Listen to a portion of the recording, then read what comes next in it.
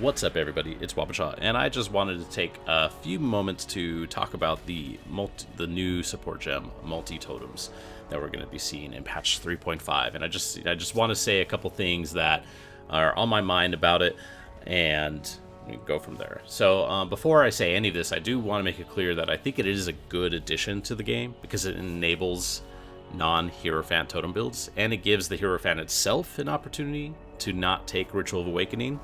And that is the node that gives you one additional totem and then 90% placement speed. Well, 2 total if you count the whole arm. But that is like the go-to passives for the Hierophant Ascendancy.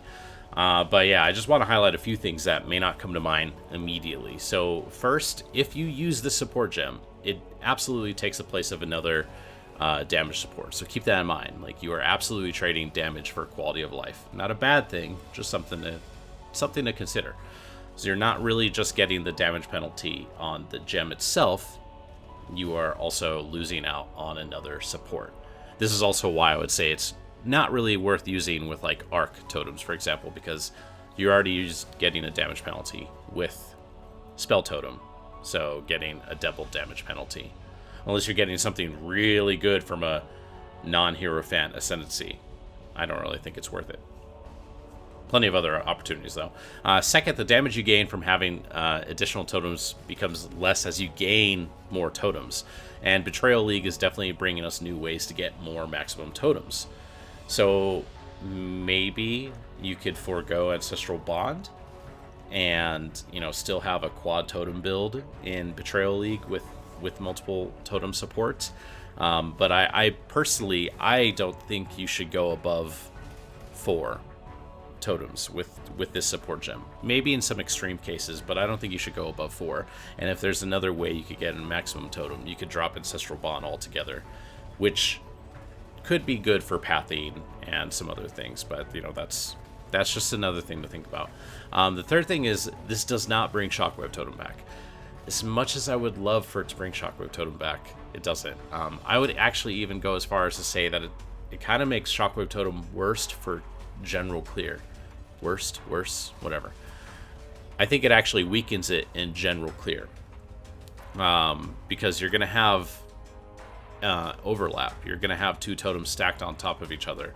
So you're going to potentially have half as much area coverage than you otherwise would. I mean, that's just kind of a rough estimate, but that's something to think about. Like with Shockwave Totem, it doesn't bring it back because you're just going to lose potential AoE. So unless they increase AoE on Shockwave Totem, which I would absolutely love, I don't see it as something that's going to be bringing Shockwave Totem back. But then on the same note, though, it is slightly better for the tougher to kill blue packs and rares for Shockwave Totem because you're going to be getting 2 at once. So they're actually, in that instance, when you have 2 totems down, they're going to be dealing more damage than 1 totem would be. And frankly, that may be all it needs to deal with those tougher to kill packs. And, this obviously is something that could be a non-issue with certain layouts and maps. So, something to consider.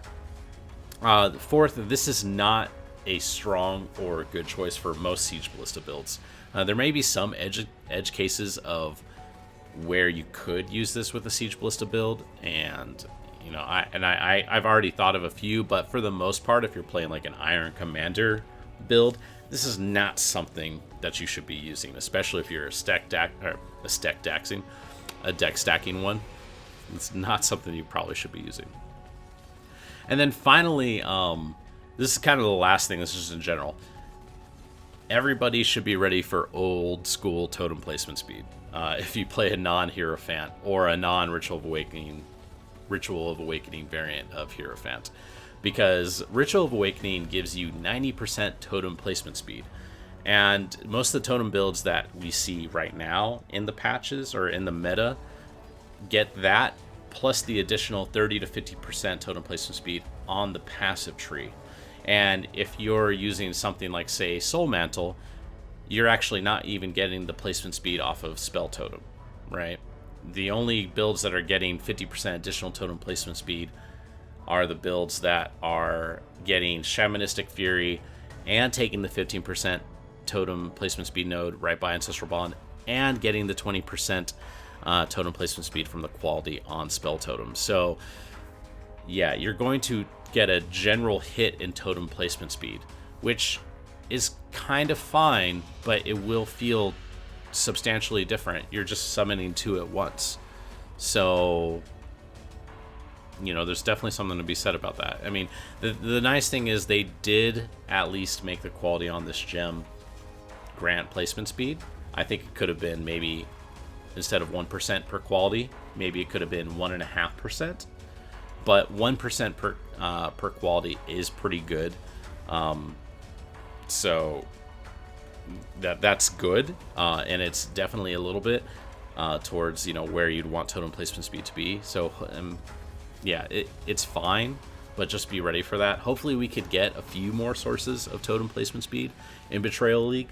You know, just again, something to think about, especially if you're used to playing like the classic Hierophant Arc Totem build right now. That's like all the rage and is good. You're going to be losing a lot of totem placement speed. So yeah, I'm sure there are other things that could be said about this. If you want some more information, or if you want some like more clear information of why this is like not OP but also not terrible, Neversink made a really handy spreadsheet that shows like how not OP it is. I mean, it's pretty good. It's definitely something to look at if you're, you know, considering it. But those are just some of my own thoughts. And if you are interested in trying this out with a build and you don't want to go the Hierophant route, I would recommend Inquisitor or Chieftain. There are some other ascendancies too, but for now I'll just leave it at that. So let me know what you think of the new multi-totem support gem down in the comments below. Are you planning on using it? What do you think about doing? Are you going to do an Assassin Shockwave Totem build with multi-totem? I don't know. Let me know. Thanks, guys. See you later.